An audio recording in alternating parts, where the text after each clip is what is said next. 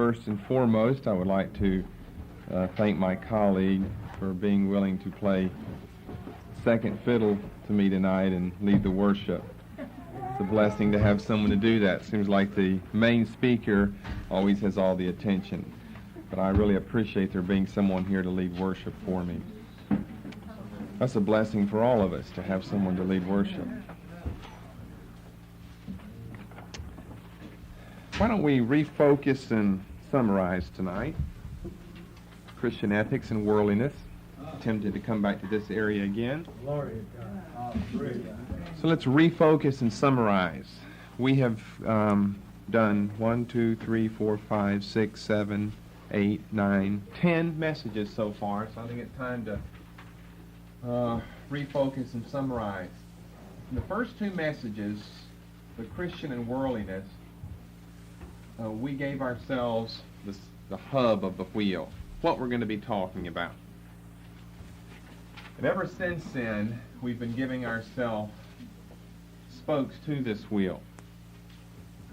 I started off right after giving you what we're talking about, worldliness, by giving you this spoke, some personal observations.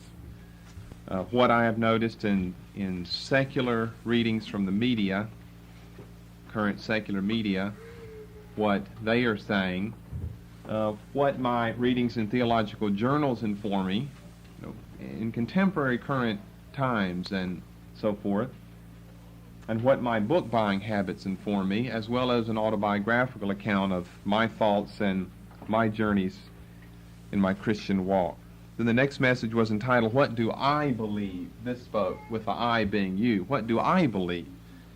Everyone's going to have their beliefs, and you're going to hear, as he was sharing, everyone teaches just various things. Someone's teaching the truth somewhere in the world. I think any sensible person could be guaranteed of that. Any Christian who knows the Bible knows that somewhere, someone, somehow is teaching some of the truth. But what do you believe, though? What have you heard? Why have you heard? Where was it heard? What do you think about what you have heard? Because it's only when we have our mind made up, and we have to have our mind made up on something that's true. You could have your mind made up all areas, but have false beliefs, so that won't get you anywhere. Assuming that your beliefs are true, they still won't get you anywhere unless they're your beliefs, not someone else's. They can be someone else's, but they've got to be yours too. Then we looked at the history of thought regarding the world, first of all in the early church. Another spoke to our wheel to show you. Refocus is what we need to do tonight, because we're going to go on into one further step now. What was the early church's position? And we looked at a few verses, what they had to say.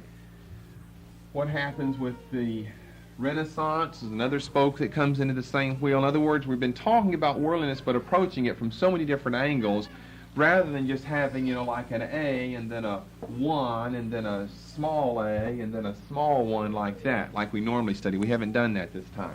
We've just thrown out this general subject and then tried to approach it from different angles. Then we've looked at the collapse of modern Westernism, and we've looked at how the West has denied its heritage. We've looked at sociological characteristics of people who are world affirmers and world deniers. And then we ended with, we got all of these confusing spokes onto this wheel, the rise of neo-evangelicalism. That's what we've done thus far. We're still kind of looking at that, although we are going to go one step, and we're going to be picking up with the rise of neo-evangelicalism and going on from there. Now, let me just put another little diagram that I hastily put together. They could be just elaborated 1,000 score. I've got one at my study that does it. But let's say for so many years in religion we had Roman Catholicism. We won't talk about the Eastern Orthodox Church, branches like that. We've had Roman Catholicism. Then the same time the Renaissance is occurring, by the way, the Renaissance takes place in Southern Europe. The same time the Renaissance is occurring, the Reformation, they're easy to remember. They start around the same time. They both start with an R. They're both taking place in Europe. But the Reformation, of course, takes place in Germany and Switzerland. We're talking about Northern Europe. The Renaissance, of course, is Southern Europe, down in Italy and down in France. So let's say that we've got, from Roman Catholicism, I'm going to show you some things about evangelicalism, fundamentalism, neo-evangelicalism. We've got our Protestant churches that have broken off. Of course, they can be broken up into all different categories as well. And then let's say that from our Protestant churches then has come evangelicalism. And I'm going to give you some characteristics of some of these things here in a moment.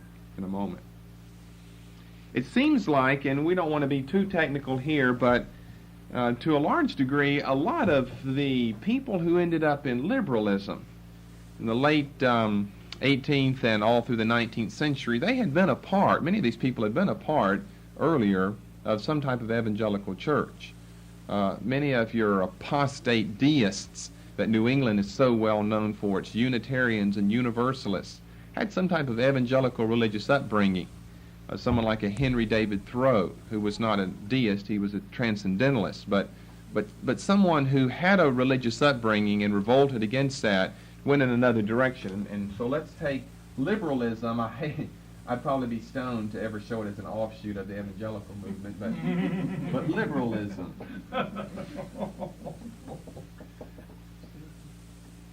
And liberalism has gone so long, and then it's produced its stepchild, neo-orthodoxy, which is just liberalism in a different dress. And then meanwhile, the important thing, here's the evangelical movement, be something like this. Fundamentalism certainly came from the evangelical movement.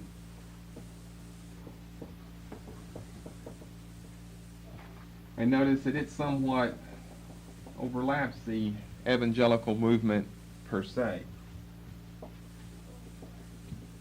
And something that comes quite a bit later after fundamentalism, as we see, as far as terms being coined anyway, that was 1948, the Civic Auditorium in Pasadena, California, where Harold J. Ockenga coined the term. The movement really gained its following and rise right here in the 1940s. You've got neo-evangelicalism.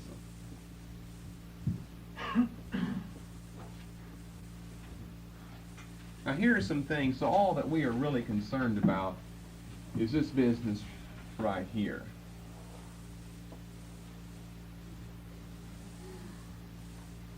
Some characteristics of evangelicalism. When I stop the line here, I don't mean that it doesn't exist anymore, but generally what has ended up is you're either a fundamentalist or a neo-evangelical. Some characteristics of evangelicals, and we're particularly talking about, let's say, from 1850 to 1900. Emphasis on, you could probably think of some of these things. We're not talking about so much doctrinal matters of personal piety.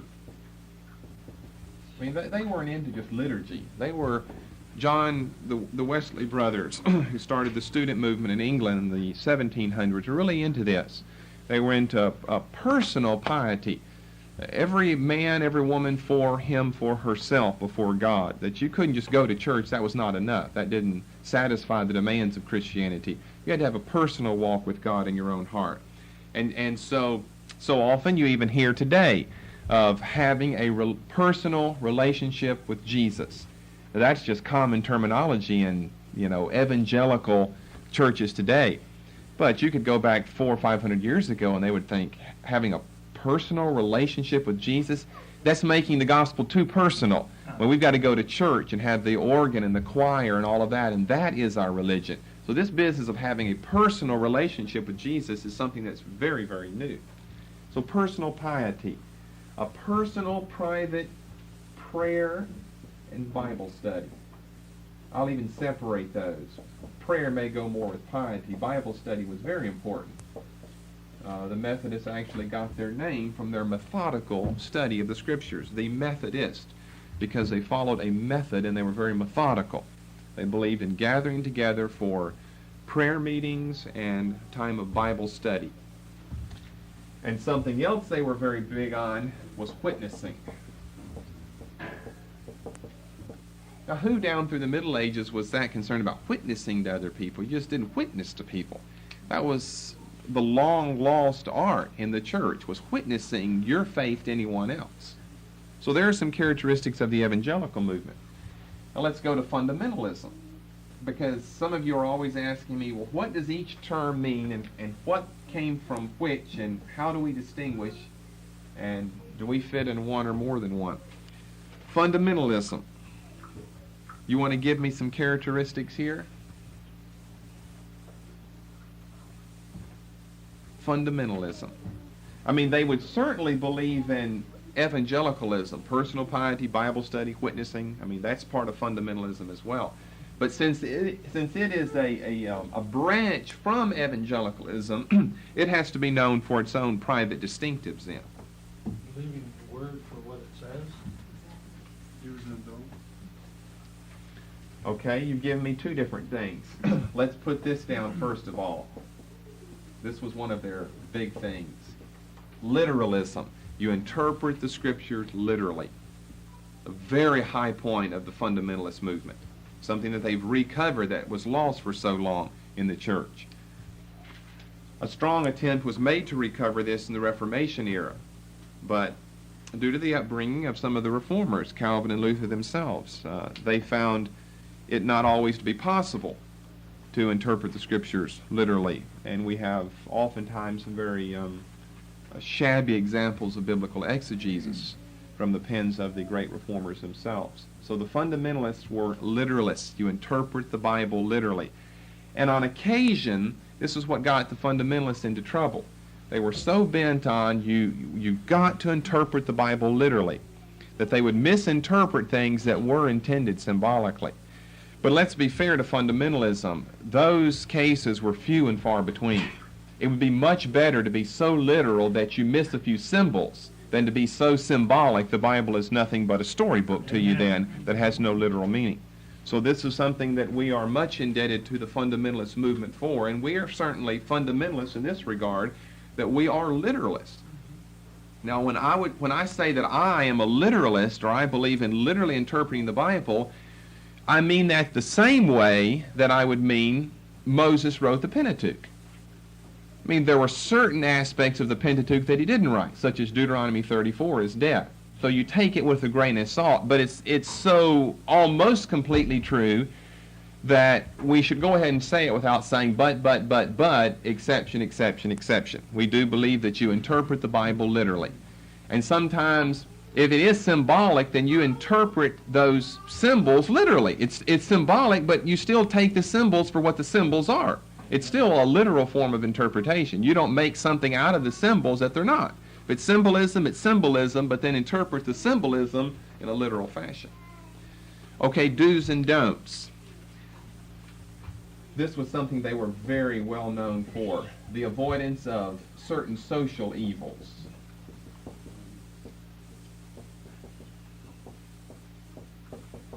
What might you think go there? Movies, drinking, dancing, smoking, tea and coffee, not so much. Card playing, no, not so much, because that's something that's very, very recent. Certain styles of clothing, those are the big things. But when you get movies and drinking and smoking and card playing, gambling, certain forms of clothing, you've got the big things. The avoidance of certain social evils. They became very well known for this. No, not always. When the fundamentalist movement comes on the scene here at the turn of this century, it's surprising the number of, well, I was going to go on to say this. Let me just go on and say something else. They are very staunch premills. In other words, now we're adding something that's a little more doctrinal than we've seen with the other things. Very staunchly premillennial. And that is seen, if you put in parentheses out beside that, the great prophecy conferences that were held in New York State at the turn of this century. We'll study about those later.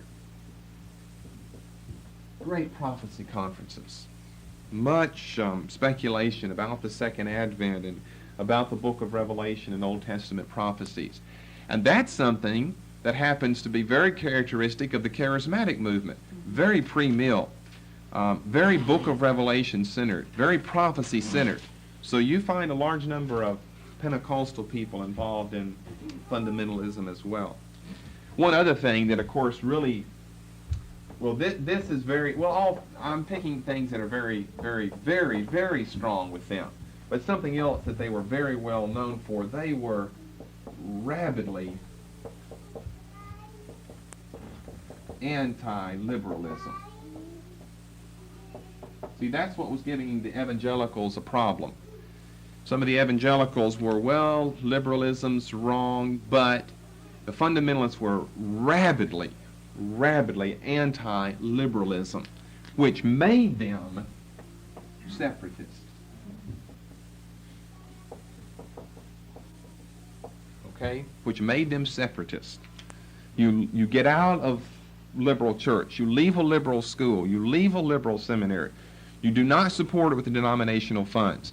If your denomination, Presbyterian Church, goes liberal, you split and you start a new denomination to keep the church, the bride of Christ, pure. Very well known for this. I mean, that's probably the biggest thing, is they were just rabidly anti-liberalism. Now, let's see then where neo-evangelicalism comes in. And I think Lindsell, in the foreword to his, or the introduction to his book, gave us, or maybe no, that was Aachen gave, in the preface to Lindsell's book, The Battle for the Bible, gave us probably the two chief characteristics. He was the one who coined the term. But all of these guys are coming on the scene around the same time with the founding of ETS, Fuller Seminary, National Association for Evangelicals, Christianity Today, and so forth. 1942, from NAE founding to 1956 with the founding of CT, Christianity Today, that we saw Sunday morning. They were very anti-separatist. Now, we can't make too much out of that because we say, all right, the fundamentalists were anti-liberal, which made them separatists. The neo-evangelicals are anti-separatists. Well, if you're anti-separatist, wouldn't that put you back with the liberals again? Well, in an interesting way, it almost does. They're very opposed to separatism. You understand what we mean by separatism? And what do you think was the classic passage that the fundamentalists always use for separatism? No. 2 Corinthians, what is it? 14? Did I get the right verse? 14 or 12, I think it's 14. Oh, you should be familiar with this. Be ye not unequally yoked together with unbelievers. For what fellowship hath righteousness with unrighteousness, or what communion hath light with darkness? 2 Corinthians 6:14. They are the ones, the fundamentalists, who made this verse so famous. Haven't we all heard of that? But have you heard of verse 13? Read verse 13. You're probably not familiar with that, are you?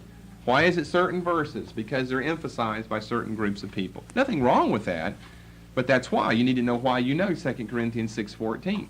And you don't know 15, and you don't know 13. It's 14. It's because of the fundamentalists. Be not unequally yoked together with unbelievers. That means you've got to leave liberalism. And, hey, that's a pretty strong verse. Fundamentalists are literalists, remember. If it says don't be yoked, they're not going to be yoked then. I think they've got a lot in their favor when you get a verse like that in your arsenal to use against the enemy. So the neo-evangelicals are kind of anti-fundamentalists, in other words. They don't like that. Another thing they don't like, I'm not going to put this up here, but they don't like the simplistic reduction of evil by the fundamentalists to the social evils of you don't and you can't. They think that's too simplistic of a reduction or too simplistic of an explanation of moral evil in the world, temptation for the Christian. And I think that maybe the fundamentalists, some of them went overboard in saying, these are the sins here. Because as the other people will point out, why didn't they mention such sins as gossip or pride? I guess pride would probably be a worse sin than attending a movie or wearing a wrong dress or a wrong coat or something. So it's interesting how they locked in, like a heat-seeking missile. They locked into certain social, moral evils and ills in the world, but forgot some of maybe the deeper sins that the Scripture has a lot to say about, such as unbelief in the promises of God. Amen. They'll probably damn you quicker than going to a movie would. But they became known for this. And do you remember the other thing that Gay mentioned as a chief characteristic for the neo-evangelicals? Education. Okay, let's go a little broader here. Involvement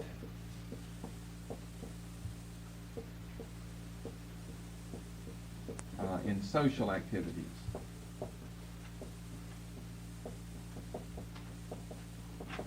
Remember, we traced a lot of this earlier. Because at the turn of the century, you've got so much of an emphasis on the social gospel that almost seems to be constricting the spiritual life of the church because of the emphasis placed on the bread lines and the soup kitchens, that the fundamentalists say, no, that's not what Christianity is all about. I mean, that could be a small aspect of it, but that's really not what Christianity is all about, feeding people or educating them or making sure they have correct medicine for their ills or whatever. So they wanted to reject all of that. They want to get away from all that because of its attachment to the social gospel movement. Well, the social gospel movement kind of comes, it's like a falling star and then dies out almost immediately. It lasts for a couple of years and it just dies out. So we have enough time lapse between, let's say, 1915, when you have Rauschenbusch's books coming out on the social gospel, and 1948, so that this business of social action and activity being somehow connected over to liberalism has kind of faded from memory. And so now they are very much back in favor of social activity, of social involvement. Getting involved in education, getting involved in politics, and doing it as a missionary activity in the church. You don't do it as an end in itself, as the social gospel movement taught. You don't do it as an end in itself, but you do it maybe to get your foot in the door to go on from there. Now, if we're up to date with all of that, with our refocusing and summarizing, then we want to go a step further tonight. You have any questions thus far? So we're evangelical. We believe in personal piety, Bible study, witnessing. We're fundamentalists. We believe in separation. We believe in biblical separation. We're pre-mill. We're rabidly anti-liberalism. One thing we don't want to be known for is putting too much emphasis on these social ills that they always did. But we may find our doctrinal beliefs to be very similar to the fundamentalists at the turn of the century when it comes to these social ills, or these social evils, rather, of the drinking, the dancing, the card playing, the smoking. Doctrinally, we may be right in line with them, but it became a characteristic of them. They were known for that, and that certainly would not be our goal. Neo-evangelicalism, I don't know that we're going to have any common ground with those people. And what's so interesting is those are the people who are controlling the Christian movement today. Whether you're talking about CBN, PTL Network, Trinity Broadcasting out in California, whether you're talking about the charismatics or the fundamentalists like Jerry Falwell, kind of a hybrid leftover vestigial remain of fundamentalism, or whether you're talking about Wheaton College, which is very neo-evangelical. In Wheaton, Illinois, outside of Chicago, whether you're talking about the other major seminaries, I mean, what does that leave us with? We're talking about almost the whole Protestant Christian movement there. Or neo-evangelicals. They want to reject these false, too strict, staunch views of literally interpreting this, that, and the other. And we're against liberalism, but liberalism has taught us to think more correctly. If liberalism would never have come on the scene, then we never would have been challenged. And whenever you're challenged, you are able to better clarify and solidify your beliefs. And so in one sense, we praise liberalism, they would, and all these other things. I don't know that we're going to have anything in common with them. They're just too much in favor of things that we feel the Scriptures have too much to say about negatively. I have a question. Can you review a little bit about neo-orthodox? What's that? Neo-orthodoxy. Well, let's get our line back up here of the evangelical movement. let's get our liberals up here. Let's get their stepchild, neo-orthodoxy.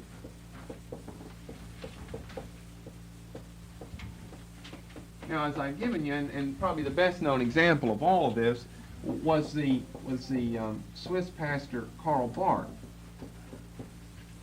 who lives, well, I forget his birth date. He dies like 1960, don't quote me on that, but somewhere around 1967. So let's say that he's born in, it's something like that, 1882, 1967. This to be a very old man, pipe-smoking, best-known theologian of this century, Swiss scholar, taught at the University of Basel, was a professor at Basel. Now, Barth was a pastor for like 12 years back before the First World War. I'm guessing on these dates now. They're not fresh in my mind. So let's just say 1900 to 1912. He's a pastor, local church. He's not written any books. There is no forewarning, no hint what type of impact he's going to have on world theology later in his life.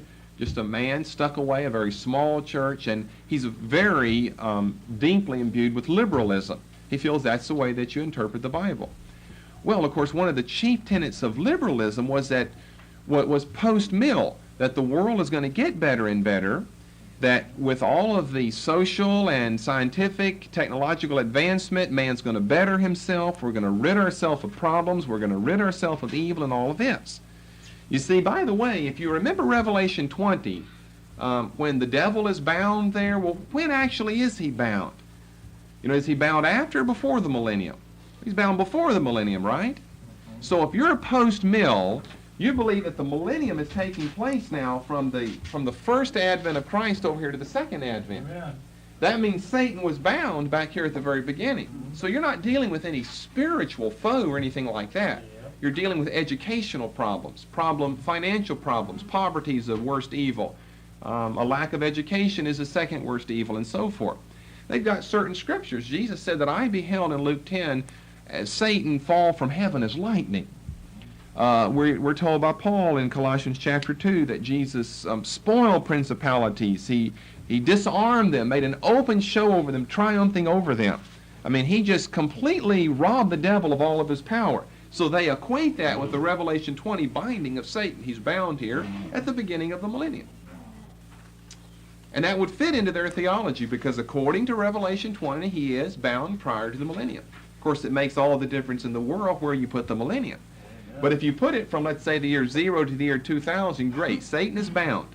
So if he's bound, why can't we overcome all of our problems?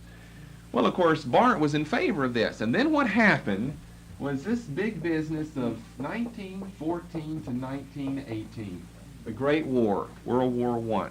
He saw, man, it's not getting any better. He's getting worse. I mean, he lived right there. Switzerland was, of course, a neutral country, but he lived right in the heat of all of the battle. You know, here's our first World War. And so he's kind of credited as being the founder of neo-orthodoxy. Now, then you say, well, what is neo-orthodoxy then? Well, it's based on the teachings, I would really say, of Kierkegaard, a theologian that comes about a century earlier here, who was kind of the teacher of existentialism.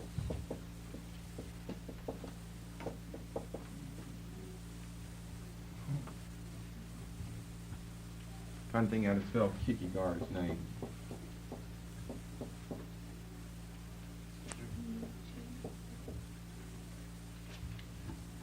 Two A's or two R's? I look something like that. Kierkegaard. Looks something like that. You can look it up. Existentialism is the best way for me to describe neo-orthodoxy without taking up most of our time tonight is to say that it's liberalism in a new dress. You're going to end up at the same place. Karl Barth does not believe in Jesus as a divine Son of God, does not believe that the Word of God, doesn't believe the doctrinal statement of the Evangelical Theological Society, the inspiration of Scripture, doesn't believe in the historical fact of the resurrection, doesn't believe in any of that. So we're right back to liberalism there.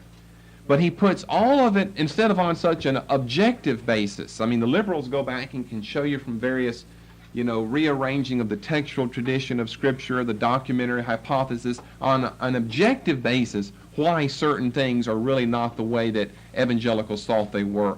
Whereas existentialism is nothing but subjectivism.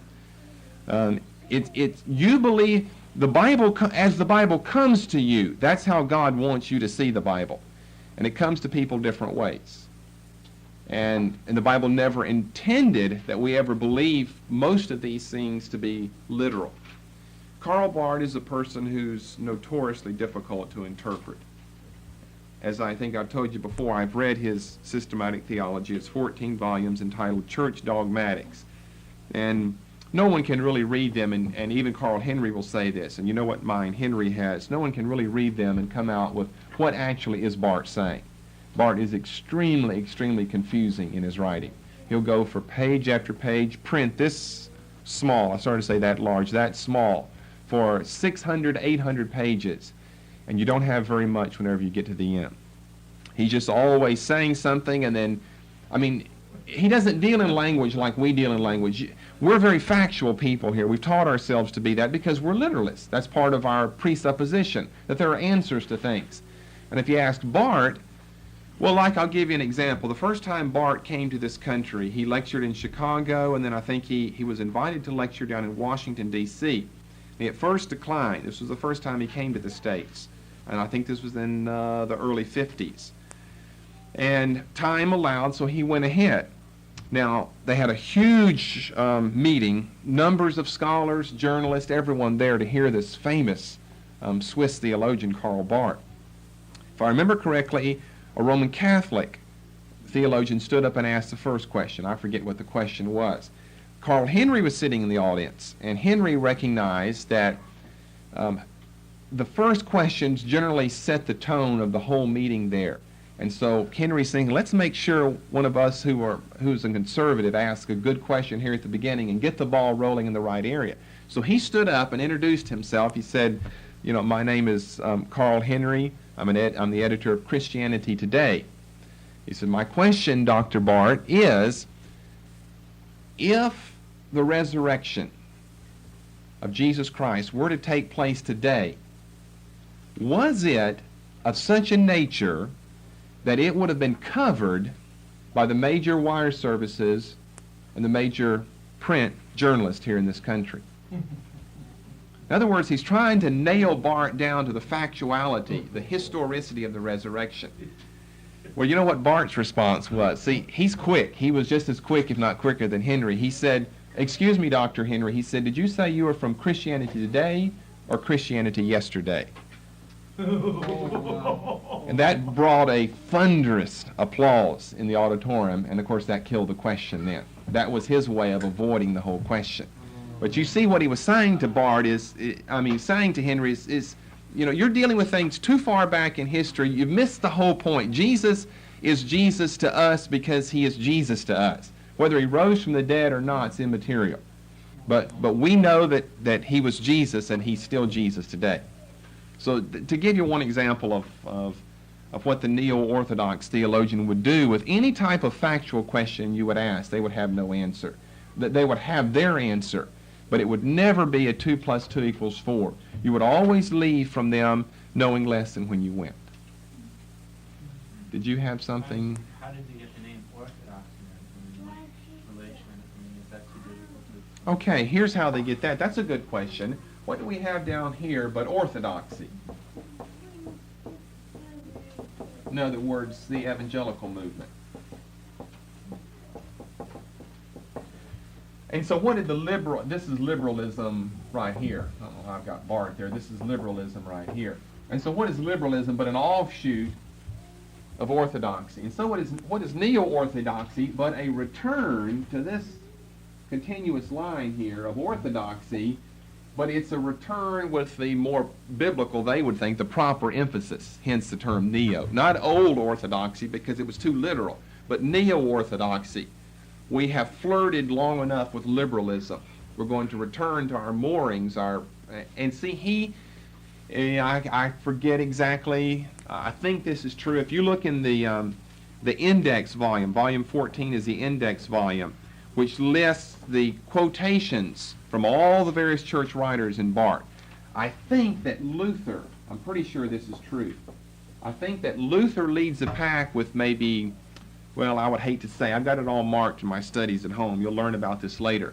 In other words, he quotes Luther in those 13 volumes of writing more than any other writer, and if I'm not mistaken, Calvin is second. I mean, he's not quoting, he quotes a lot of Schleiermacher and Kierkegaard, but who are the top two? He's very strong Protestant Reformation. He wants to return to what he felt was the Protestant Reformers' interpretation of Scripture. Much of it, of course, being based on Augustine, and Augustine taking his cue from Paul in the book of Romans. So let's return to true orthodoxy, to the true evangelical cause. We flirted with liberalism long enough, but now it's neo-orthodoxy because it's a new form of orthodoxy. It's a good question. That's where they get their term neo-orthodoxy. Neo-evangelicalism is something similar. You know, we did have evangelicalism here, the fundamentalists. We flirted with that long enough. Let's come back to evangelicalism, but now it's neo-evangelicalism because we have our head on straight. It's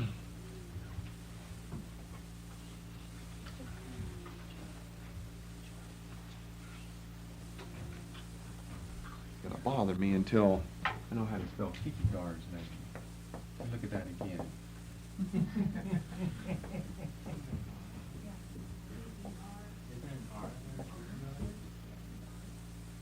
K-E-R to start with? I-E-R? Oh, well, I can't remember. Somebody should have their church dictionary with them tonight. I don't feel bad, though. I had my my theology professor at in seminary. I don't think he could even spell Calvin. That was literally true. He wasn't embarrassed either. But he was always up there writing, and he'd get about halfway through it, and he'd turn around, a big, tall, lanky young man, real humorous fella, and kind of red in the face. Would someone help me finish this word, please? We were always finishing theologians' names for him. I'm sure he would never have gotten Kierkegaard, but he had trouble with Luther and Calvin. Now, so we end up looking at the neo-evangelicals. Now, what I want to come to next are some of their arguments against, well, I'll say us, so we'll try to bring it more to date here, against us in our position of world denying. Remember, the neo-evangelicals would be world affirmers. They certainly affirm the world. They show that by saying let's get more involved rather than less involved.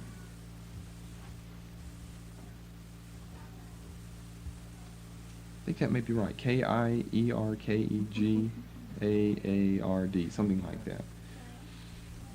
So some of their arguments, we're just going to look at one of these with the time we have left tonight. We'll pick up another one on Sunday morning, and then we'll have to see. I only want to deal with 3 of these, and we're going to even be a little more specific as we go somewhere in the future. So these are some of the arguments against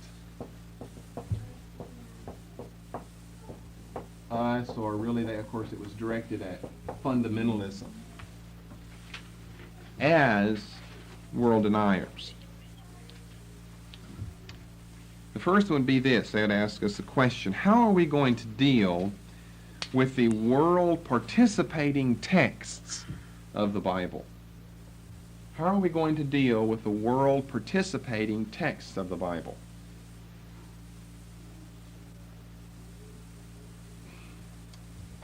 And so that would be a fair question. Of course, we could ask them the question, how are you going to deal with the world denying text? But then we don't get anywhere, because they have their text and we have ours. Of course, we'd quote 2 Corinthians 6:14, Romans 12:2, 1 John 2:15-17, passages like that. But then they would have their own. So it's fair enough to deal with their own then. We know what ours say, and it's all one Bible. It's just that different groups like to emphasize different passages. And then the ones that don't fit their theory, they've got to find some type of explanation for. If their theory is a biblical one, they still have to find some type of way to exegete the passages that the others like to bring up. So how are we going to deal with the world participating texts of the Bible? Now there are many in different areas, but we're going to deal with three specific areas, the ones that they will use all the time. A, the social justice preaching of the latter prophets. B, the social justice actions of Jesus in his earthly ministry. And C, the call to missionary activity for the Church of Christ. See, if you haven't heard of, you might not have heard that word before, the social justice preaching or the social justice actions, but I'm sure you're familiar with this form of argument. The social justice preaching of the latter prophets. We'll look at some examples here in a moment. The social justice actions of Jesus in his earthly ministry. The call to missionary activity in the Church of Christ. So let's do those in order. Let's start with the social justice preaching of the latter prophets.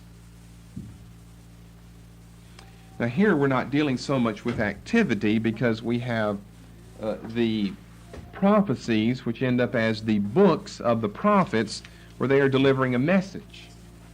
Of course, with Jesus, we don't have him writing any books or things of that order, but we have him living. And then we have the gospel writers recording the events of the life of Christ. So that will be the second thing we look at, and then number 3 would be missions.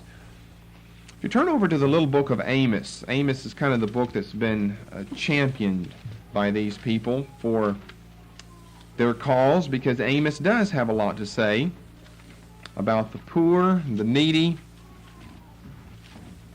those under distress in Israel, oftentimes those who are suffering at the hands of the luxuriously rich. Amos chapter 2, just to flip through the book and give you a salt and pepper sample of some of these verses that could be found. This is the basis for, you see, much of neo-evangelicalism's social preaching. This is the basis for a lot of it. They'll say, well, all you've got to do, I mean, if you look back in the early narrative of God's dealing with Israel, they are so concerned about themselves, and they don't hardly think that, anyone can be saved but someone in their midst. And then as you get into the later development of their history and their religion, then we see a de-emphasis of the cult of the liturgy of Israel's religion. And we have more emphasis on morality, on spirituality, on the true meaning of the tabernacle or the temple ceremonies and symbols which had been given earlier. And one thing that's developed so much is this business about the poor, the subject of poverty. Amos 2:6. And Amos has a lot to say about this. Isaiah does. I mean, all the latter prophets, you're going to find much in their writings about this. Much that you won't find earlier when you look in the historical. You almost see, in other words, they would argue, you almost see Solomon and David justified in the exorbitant riches that they had, oftentimes at the expense of poor Israelites around them. And you see the kings, taking, like Ahab took the vineyard of Nabal. You see the kings taking things from various people around them. And so whenever we get to the end of Israel's history, we see quite a change. Thus saith the Lord, for 3 transgressions of Israel, and for 4, I will not turn away the punishment thereof, because they sold the righteous for silver, and the poor for a pair of shoes. And then in chapter 4 and verse 1, hear this word, ye kine of Bashan, that are in the mountain of Samaria, which oppress the poor, which crush the needy, which say to their masters, bring and let us drink. In other words, you see the exorbitant greed of these people. They oppress the poor, they crush the needy. They say to their masters, bring and let us drink. Chapter 6, just salt and pepper look. Chapter 6, verses 3 through 6. Ye that put far away the evil day, and cause the seat of violence to come near, that lie upon beds of ivory, something that the common man, of course, couldn't afford, beds of ivory, and stretch themselves upon their couches and eat the lambs, those were choice animals to eat, out of the flock, the calves, not cows, calves, young ones, out of the midst of the stall, that chant to the sound of the viol and invent to themselves instruments of music like David. I mean, here are people that live just in perpetual retirement because of the money that they have, that drink wine in bowls and anoint themselves with the chief ointments, but they are not grieved for the affliction of Joseph. And see, what they'll do with this then is say, okay, we in America, you Americans, the American church is basically a middle-class institution. And so you need to be more concerned about the sick, the destitute, the needy around you, because that was a large thrust of the preaching message of the latter prophets. And of course, what they found with the fundamentalists and earlier evangelicals is that they were not noted for concern in that area. I mean, someone like a Wesley, Wesley was more involved. Someone else, some other leader, some other person may help an individual that they see. But as far as that being part of their message of preaching for the poor and preaching about the poor and preaching for the help of the poor for their benefit, you simply won't find that. What you find now in neo-evangelicalism is not just preaching from the pulpit about the poor, because you've had that scattered throughout the history of the church. But what you have is social involvement, and social involvement means political involvement to get the wheels of City Hall turning so that the poor's needs are met. And they're very concerned about that. And the reason they're so concerned is they think that they have a biblical basis here in the social justice preaching of the latter prophets. Well, see, to some people that would appear to be a good argument. You know, what are we going to say about that? We certainly have never involved ourselves in those activities in this church. It must be because we don't believe in them. We must not believe in them for a certain reason. In other words, we must read the latter prophets in a different way than the neo-evangelicals read that. You'll find a lot of this in Henry's writings. You'll find this in so many of these people's writings. Most of the ones doing the writing today are very concerned, and that's why, since you have to be involved in politics to be able to